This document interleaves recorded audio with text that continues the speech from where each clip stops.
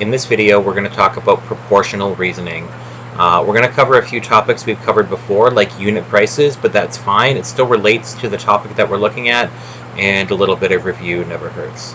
Our learning goal is that by the end of this lesson, you will be able to determine the best bargain based on unit price, use ratios to correctly enlarge or reduce a given measurement, and discuss applications of proportional reasoning and consequences of making mistakes. So if you want, you can just follow along with this video, or you can have a copy of the handout and fill it in as you go, whatever is best for you. Alright, the first thing we're going to do is talk about unit price. And so we have discussed this before, so this shouldn't be too new or strange for you, but let's start by defining unit price.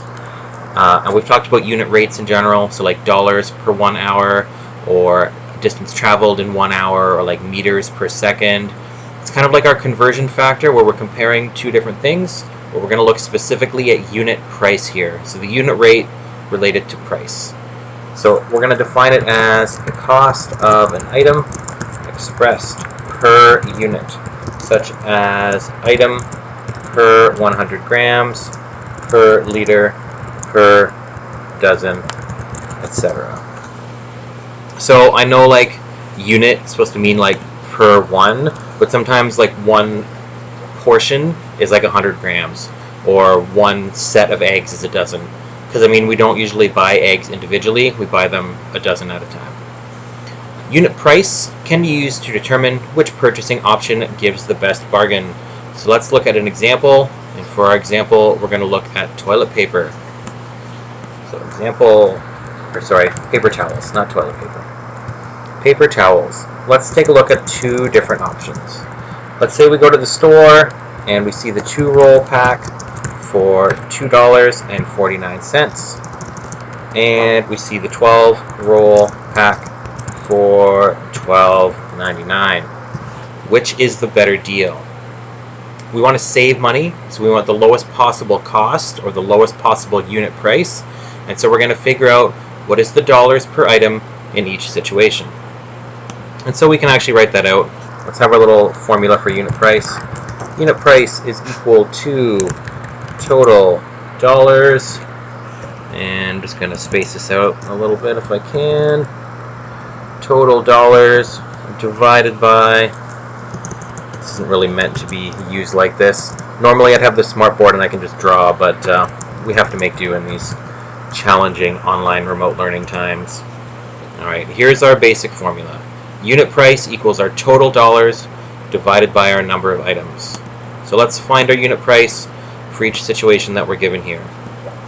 In this case, we're going to have total dollars is $2.49, and I'll include my units, so $2.49 divided by 2 rolls. So I'm going to switch to my calculator view here for a moment, and I don't have that ready to go, so we'll just bring that up quickly.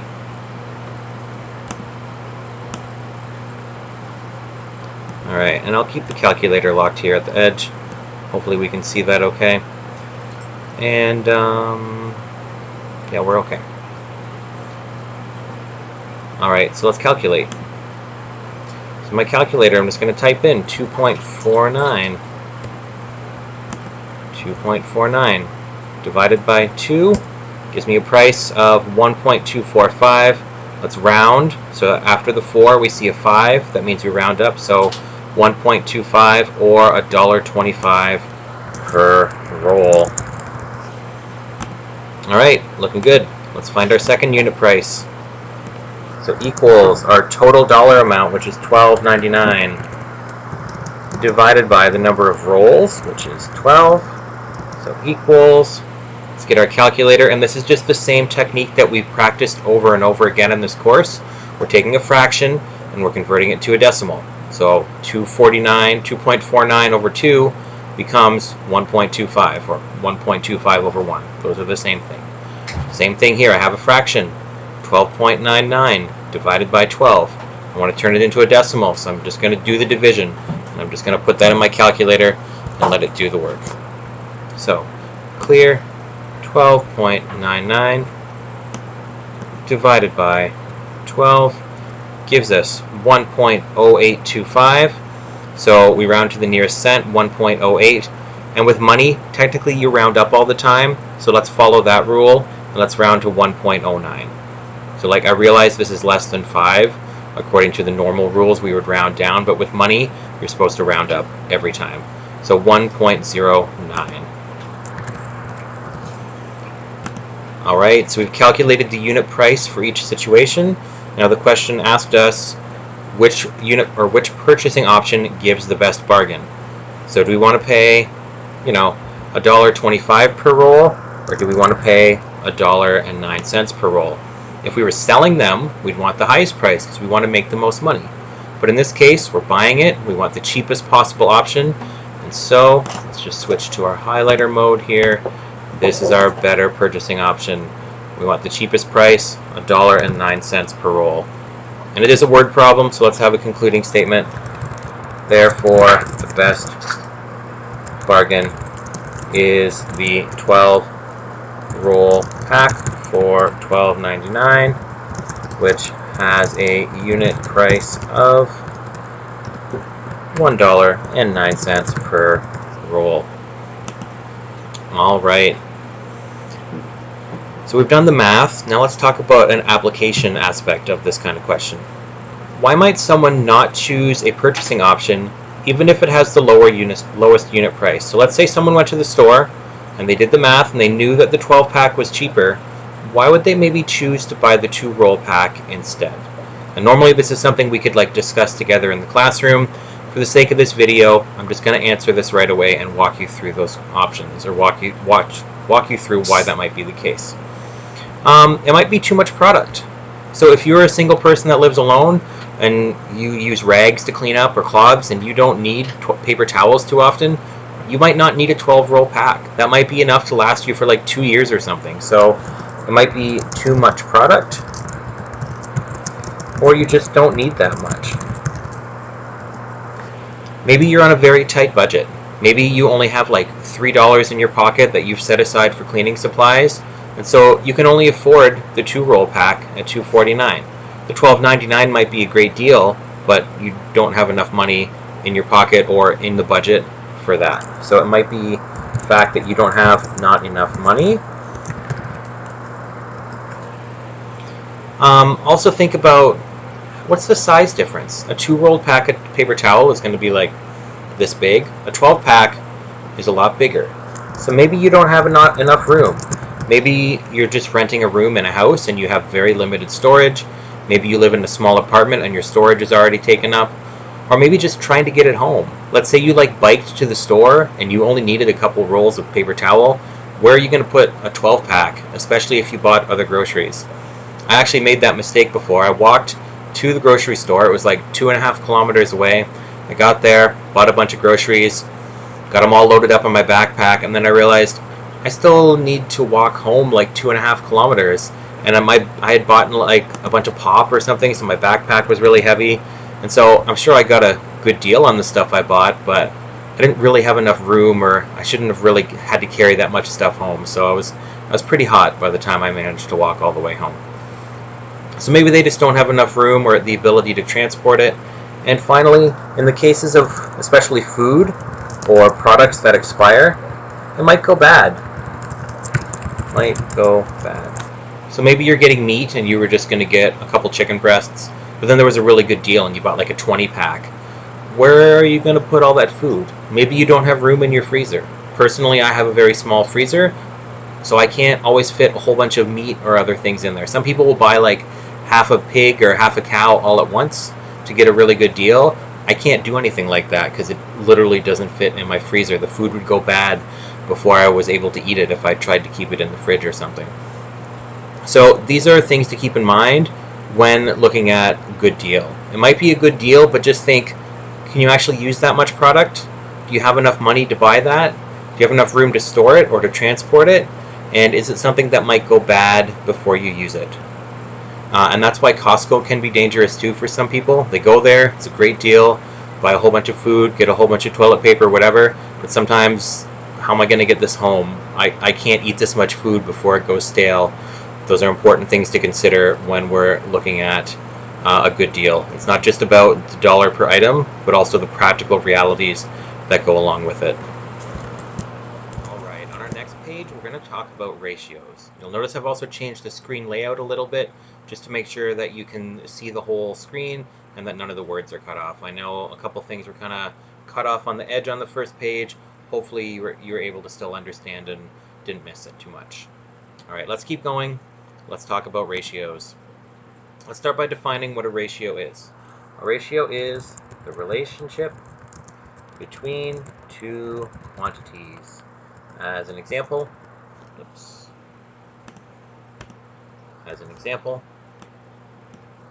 we can look at the relationship between feet and inches, and that ratio is going to be 1 to 12, because for every 1 foot we have 12 inches, or we could also express it like this, 1 foot per 12 inches. And we've actually seen something like this before. When we take a look at our conversion factors, and I'm looking at one quantity over another, what I want divided by what I have, that's also an example of a ratio. So ratio is just comparing two numbers, and the conversion factor is the ratio between feet and inches, or feet and meters, or whatever else. So conversion factors are just an example of ratios. Another term we also want to define is proportional. What does it mean when something or two things are proportional? Proportional is when two quantities always have the same ratio. And so in our example here, I'm going to demonstrate that with a picture. So if I look at this shape right here and this shape right here, they're exactly the same. They've just been scaled down by a certain amount. But let's say I look at this length here. Let's say this has a length of 2. Maybe this has a length of 1. Maybe this has a length of 4, and then this has a length of 2. So all the dimensions have been squished down. So always have the same ratio. All the sides in this shape have the same ratio to each other. They've just been reduced or enlarged. Now we can actually take a look at that here. If I take this shape and select it, I can actually scale it and see that it is exactly the same shape. So let's try that and line that up. I'm going to scale it.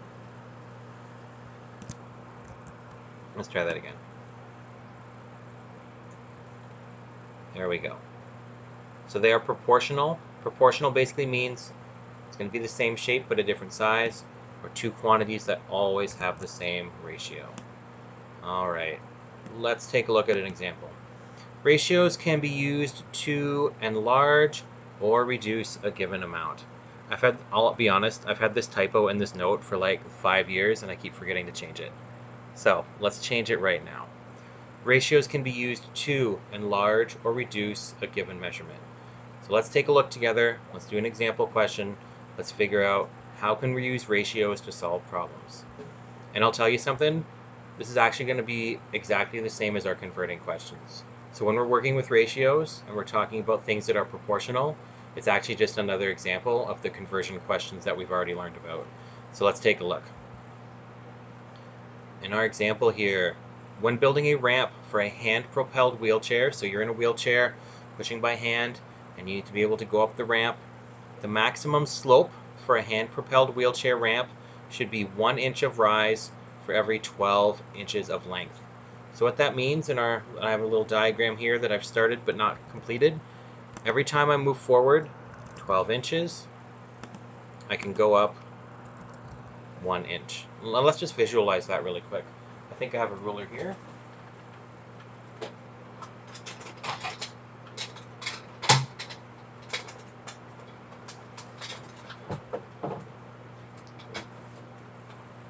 Alright, so this is about 1 foot in length. This is 1 inch of distance. So basically, the steepness of the ramp can only be about this. Anything steeper than that, and either there's not enough strength to push yourself up, or there's risk of like sliding back down. So it's a quite gentle slope. Alright, so let's take a look. We know the wheelchair ramp should be 1 inch of rise for every 12 inches of length. So we can see that in our diagram here. 12 inches forward, 1 inch up. And because we're doing things out of order, I don't know if you've seen the symbol or remember what it means, but this little square in the corner here, that means this is a 90-degree angle, or we also call that a right angle.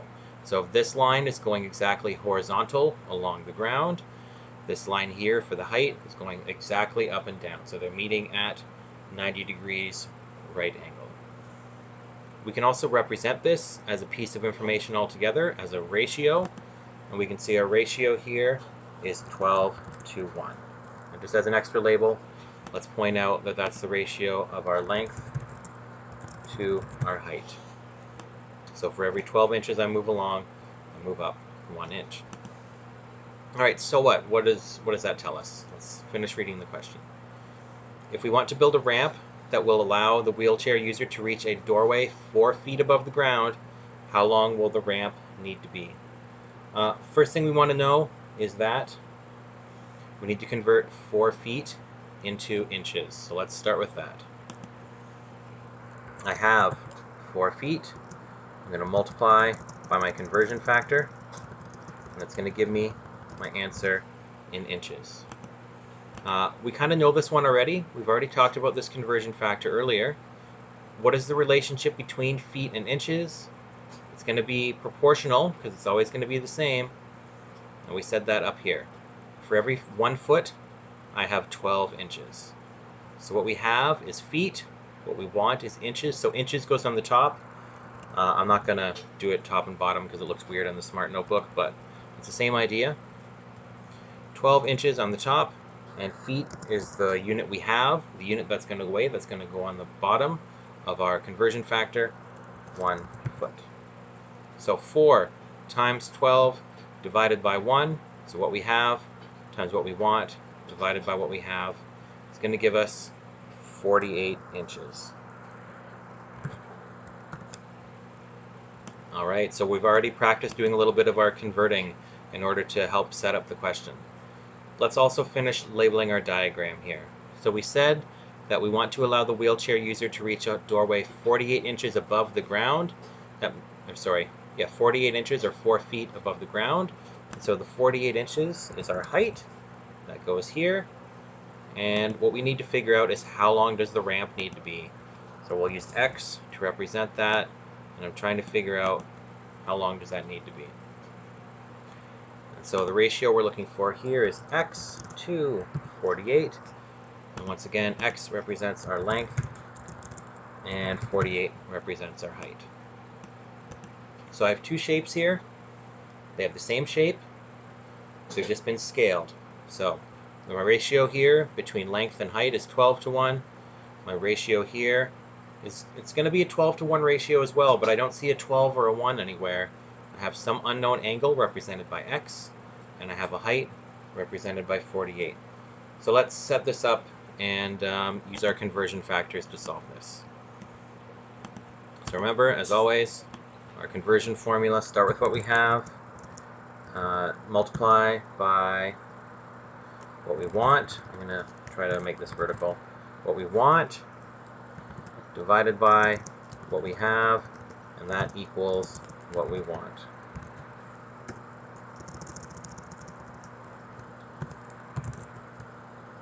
Something like that. The formatting looks a little weird because I'm in Smart Notebook, but we've seen this enough times to have some idea of what's going on. So what do we have? We have, on our new ramp, we have the height, and I want to find the length. So that unknown length here is what we're trying to find. And so what's my conversion factor going to be? Well, I want to get rid of height. Height is what we have, so that's going to go on the bottom. And the thing we want, the length, goes on top. And once again, I'm not going to make it a vertical fraction because it's just weird to type. All right. Do I have any numbers I can plug in here? Yeah. Let's take a look at our new ramp, the one we're working on. Height is going to be 48 inches, so let's type in 48.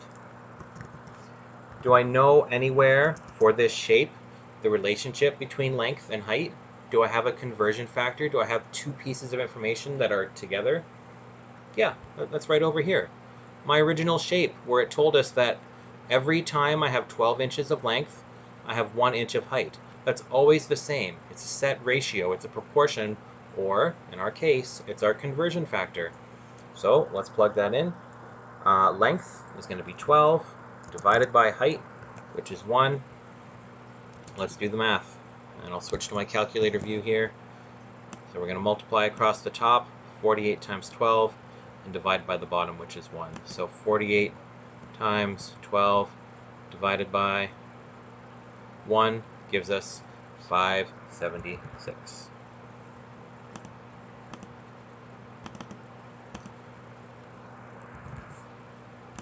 So once again, finding proportion or enlarging or decreasing the size of a sketch. These are all examples of conversion problems once again. I have a certain amount that I know. In this case, I know the height. I need a conversion factor, something that connects the two things we're dealing with, the length and the height. And then I can find the length. So 48 is the height that we have. The conversion factor between length and height was given here. So that's my 12 divided by 1. And when I multiplied through, I got my missing length, which was 576. And this is a word problem, so let's have our concluding statement. Therefore, to reach 4 feet or 48 inches above the ground, the ramp needs a length of 576 inches. Make sure you include the unit of measurement. It's very important. I will take marks off if you forget it. Everything in this question has been measured in inches. And so when you give me your final answer here and you put it in the concluding statement, I need to know that it's 576 inches. If you just say 576, I'm going to take at least half a mark off. Because 576 what? Degrees, centimeters, millimeters, meters, feet. You need to be specific. Alright, let's take a look at our next page. Alright, on this page we're going to talk about applications and consequences of dealing with proportions and proportional reasoning, which is kind of our overall topic here. Once again, normally we do this live in class and we can brainstorm applications of when do we need to know the ratios between two things, when are we going to kind of mix things together and have to know how much to add. Let's talk. I'll just share some ideas that I've talked about in class previously with other classes. Alright, so possible applications for dealing with this kind of proportional reasoning includes things like when you make juice and you gotta have the water and juice mix. You need to know the proportion. Usually it says like on the can, it's like 1 can of juice and 3 cans of water. And if you're gonna make just one batch, that's enough. But if you have a whole bunch of cans you're gonna mix, you wanna make a huge pitcher for a family event, we need to know how to scale it up. So we know the ratio between the water and juice is given on a single can. It's like a unit rate, but the idea we're talking about here is being able to scale that up to a larger scale if we needed to. We can also talk about paint and paint thinner. Sometimes you need to add a certain amount of thinner to the paint in order to make it cover a certain amount of area. Depending on how big the room is or how much paint you have, we need to scale that ratio. So let's say the ratio is like 2 to 1. That's great, but I need to know exactly how much to use if I'm using different amounts of paint. Gas and oil mixture. So I'm not a mechanic or an engine expert, but basically for 2-stroke engines and things like weed eaters or snowmobiles, you don't just run on gas, you have a specific mixture of gas and oil. So you need to know how to measure and to have the exact ratio needed for your machine when you pour that solution into your engine. We also need this when we deal with recipes. So if we are baking or cooking, so maybe we look at the recipe and it says this recipe makes 12 cookies. Well, what happens if I need 48 cookies? How do I scale that recipe? How do I multiply all the amounts in that recipe to make sure I'm getting the amount of cookies that I actually need?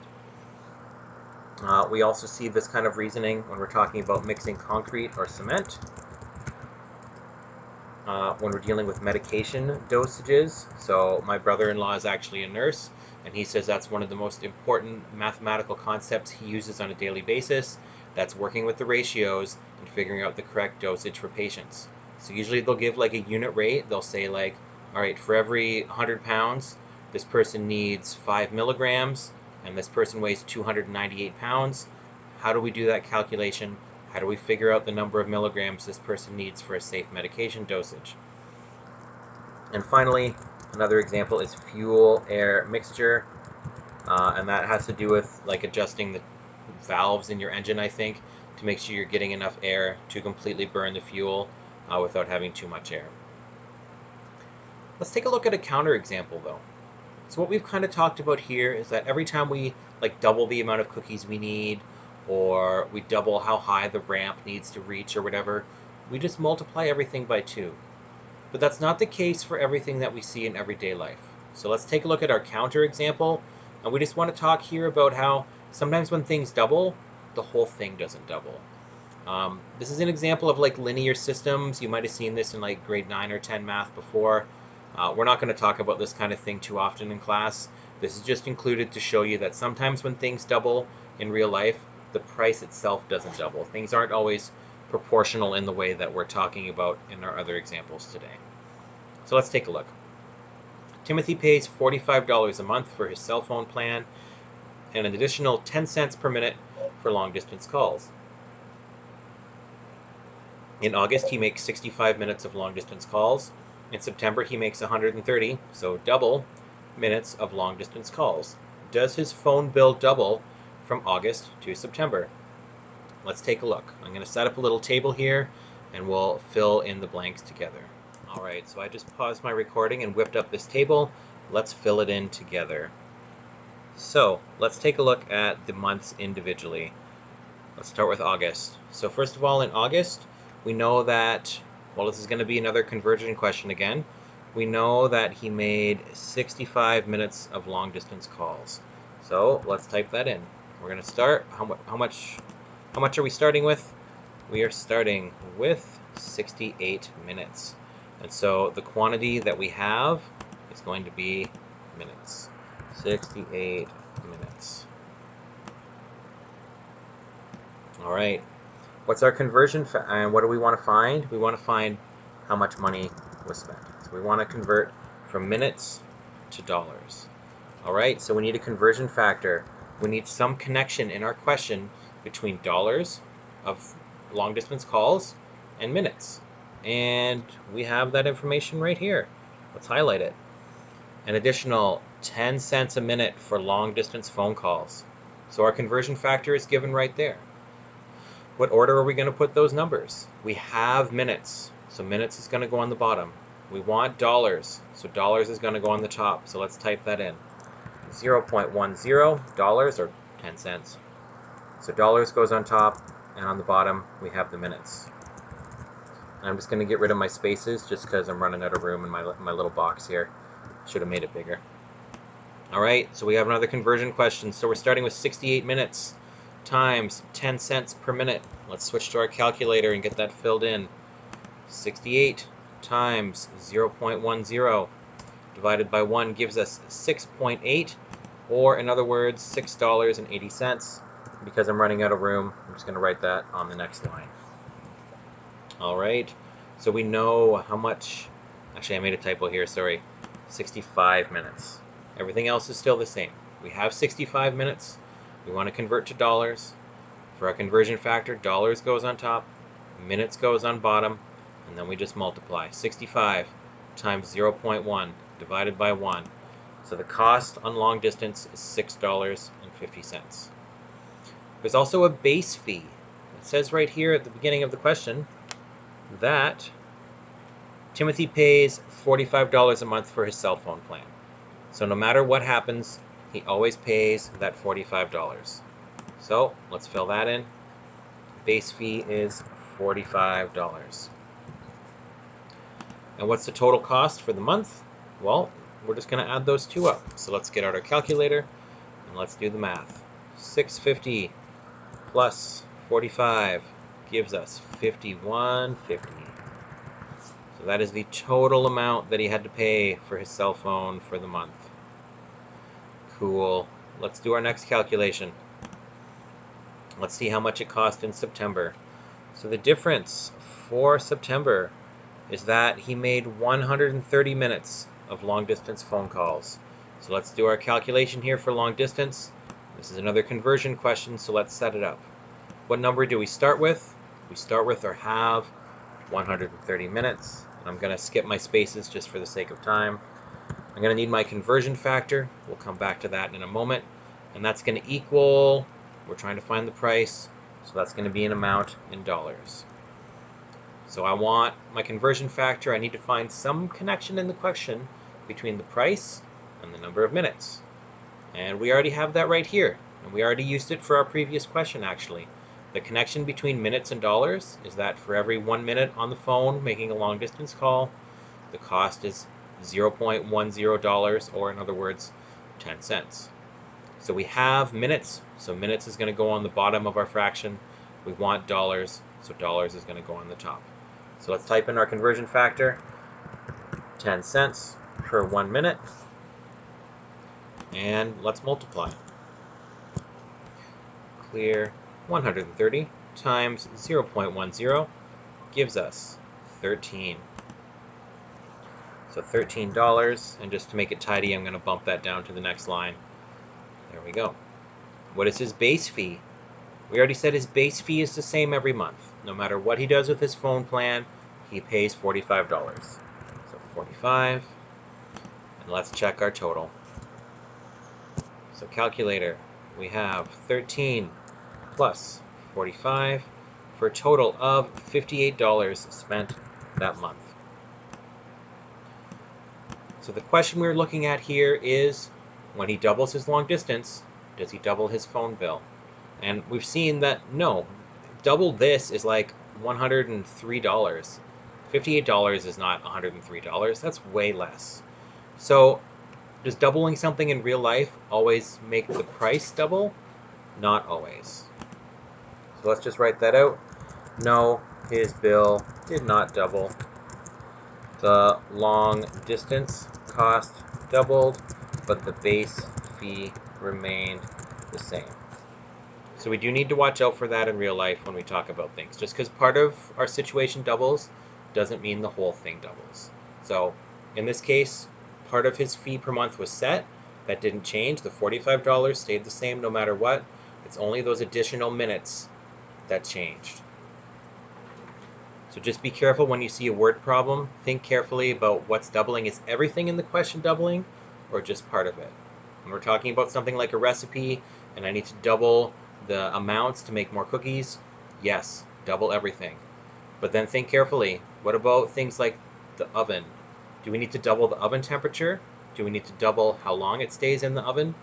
No, don't do that. So think carefully about each quantity that's being considered and whether it actually is going to double or not. The other big question we're asked to think about when talking about proportional reasoning is, what are some possible consequences of making a mistake when performing calculations using proportional reasoning? So let's go back to our first question here. These are the different places where we use proportional reasoning, where we use a known ratio and we can use it to scale up and decide how much juice we're going to make, how much gas and oil mixture we need to make, how big a recipe we're going to make. What happens if I get these things wrong? Let's take a look at a few examples. Once again, I would normally talk about this in class. As is, I'm just going to share with you results from previous discussions. If we're dealing with concrete, and we mix our concrete powder and our water and we don't do it right, it possibly won't set. So if you have too much water in there, the reaction can't happen properly. It takes too long to evaporate the water and stuff, so it might not set. Or if we don't use enough water and it's a really thick kind of paste and we just kind of smush it all together, it might not set properly either, and it might be crumbly. So we need just the right amount of water. If we're dealing with a recipe, we might have bad taste. It might be inedible. We might have the wrong amount. If we try to double the temperature because we did that wrong, or maybe we just have way too much sugar, sugar burns easily, so the food might burn. It might be raw, or it might not rise. So when we scale recipes, we need to be very careful to scale everything. If we have too much sugar, or too much salt, or not enough sugar, it might have bad taste, or be so bad we can't eat it at all. We might need 48 cookies and we only end up with 24. It might burn. So for example, especially with things like things that you're baking, or things that like toast, like you might have noticed that like cinnamon, or there's like sugar bread you can get, it burns very quickly. It might be raw if we didn't cook it long enough, or maybe we use like way too much raw egg or too many liquids, and they didn't have time to actually set and bake in the oven. Or for example, if we didn't use enough yeast, it might not rise. I actually made a mistake like this once. I scaled a recipe for pizza dough and I got it all set in the bread maker and I let it mix and it's supposed to rise and be ready, and then it's all ready to make pizza dough. You just roll it out, make pizza, and I've done that pretty often and it turns out pretty good. But this one time I was supposed to go to a friend's house and I was kind of rushing, so I got everything all set.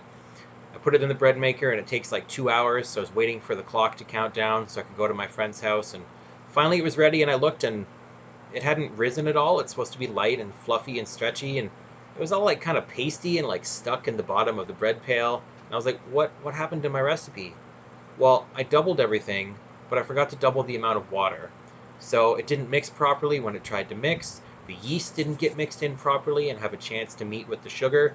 And so it didn't rise and it was inedible. So I was late to go to my friend's house. I just threw it in the garbage, stopped at the grocery store, and bought a pizza crust on the way. So there are ways to get around these things, but these are the consequences of making a mistake with proportional reasoning. Other more serious consequences can occur when dealing with things like medication. If we do the calculation wrong, somebody could overdose. Maybe they get too much pain medication or too much of a heart medication that can actually stop their heart.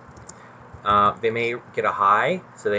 I actually have a friend who was taking like way too much anti-anxiety or antidepressant medication, and they were just feeling like way too happy all the time. They're like, something feels wrong. I feel kind of weird.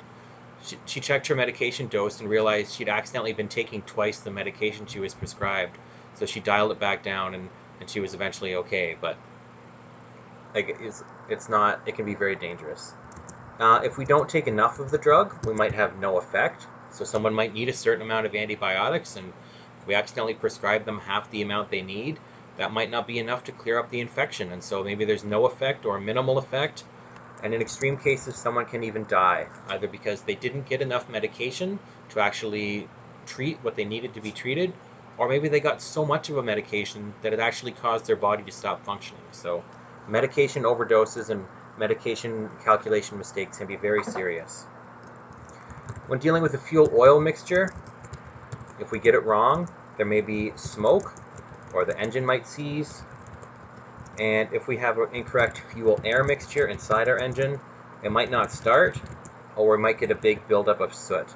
That's a specific problem with certain kinds of fuels, and I know specifically some rockets have that problem where they burn fuel rich. They burn a little bit more fuel than ideally to maximize how it burns with the air, and so they get like soot. They get a black buildup inside the engine that can actually start causing problems later on.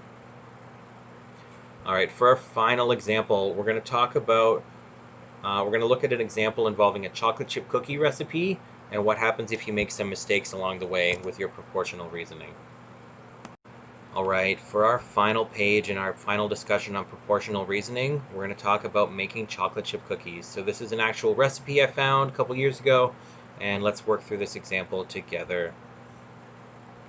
Chocolate chip cookie recipe makes 24 cookies. And we see our ratios here, how much we need for butter, white sugar, brown sugar, eggs, teaspoons of vanilla, flour, chocolate chips, baking soda, and salt. Alan wants to make 96 cookies. What amount of each ingredient does he need? So I know the proportions of all these items. I know how much I need in relation to every other item.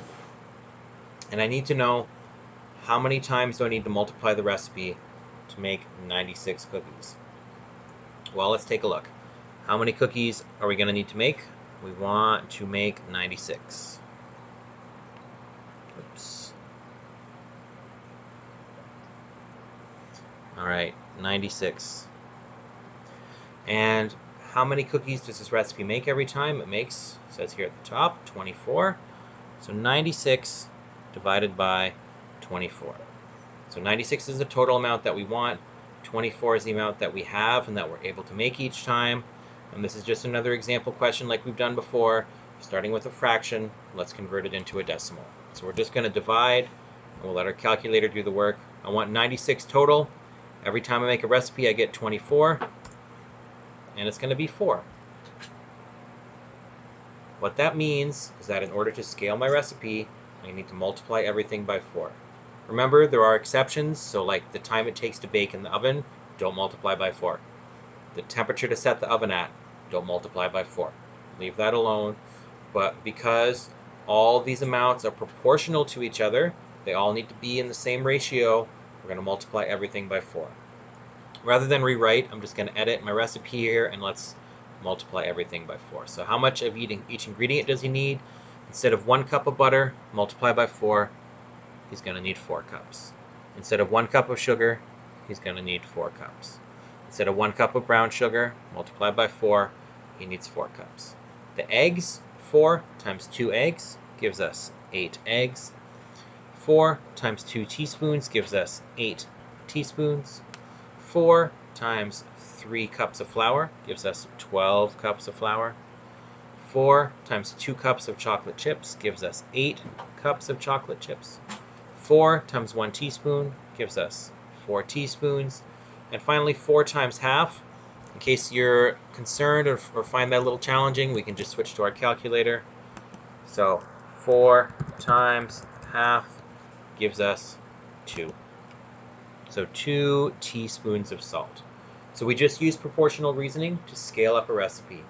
All I had to do was figure out what number do I need to multiply each amount by. So I took the total amount that I wanted divided by the amount that I had. Does that sound familiar? Kind of sounds like a conversion factor. So this is what we want divided by what we have in the recipe, and that gave us a number of 4. So then every time I start with the amount that I have, which was the amount given in the recipe, I multiplied by my conversion factor of 4, and that gave me the amount that I want for my new larger batch of cookies. All right, and finally, our final example here in B, Alan wants to make 48 cookies this time. So he adds 2 cups of butter, 1.5 cups of white sugar, 4 teaspoons of salt, etc. Why does it taste bad? All right, let's kind of do our same calculation as in the previous question, and then compare with the numbers we're given here. So first of all, what's our conversion factor? What number are we scaling by for this recipe? So it says he wants to make 48 cookies, so the amount that he wants is 48, divided by the amount that he has. So the original recipe gives us 24 cookies.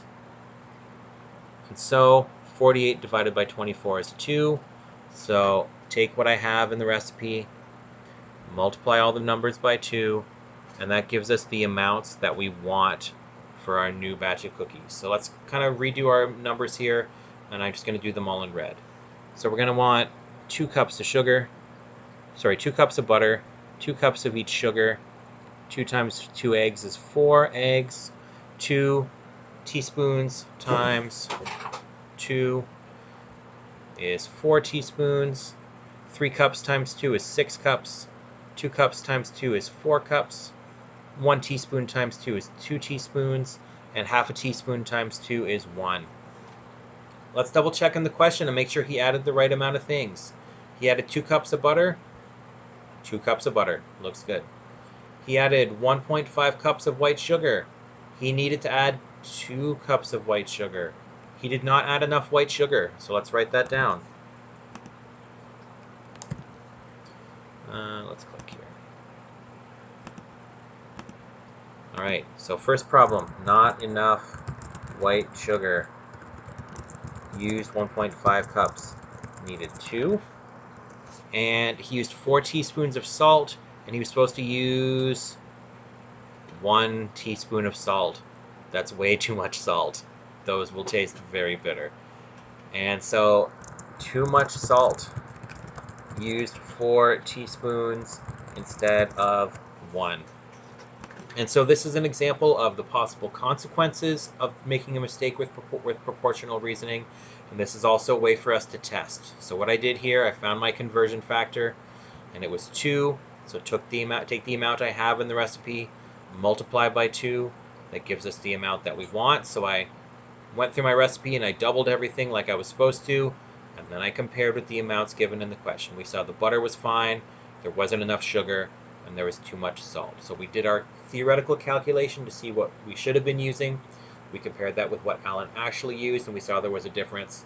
And of course, it won't taste good when there's not enough sugar and way too much salt. This concludes our lesson on proportional reasoning. We just want to have those general ideas that working with proportions is just an example of conversion questions like we've seen before. And we want to be able to talk about the applications and consequences. So make sure you remember, where would I use proportional reasoning? For things like making juice, oil and gas mixture, recipe, concrete, medication doses, etc. And what are the consequences of making mistakes with proportional reasoning? In our previous example, maybe the wheelchair ramp was too steep and somebody can't actually get into the building. Maybe the concrete won't set. Our recipe might taste bad, or we might not make enough cookies, and we just looked at that with our chocolate chip cookie example. Medication, especially, is very important. We could have an overdose. Someone could have a high effect. There could be no effect from the medication, or they could even die. And then when we're working with fuel, if we don't have it right, we can damage our engine or get soot buildup, which can also damage your engine. So even if the even if the calculations are a little bit complicated for you, make sure you're at least aware of where can we use proportional reasoning in our everyday life, and what are the possible consequences of making a mistake. Those are kind of the two most important concepts to remember from this lesson. Hopefully you also got a grasp of using our conversion formula when dealing with proportional reasoning, but I'm not going to focus on that as much in this class. Just have a general idea of how that works.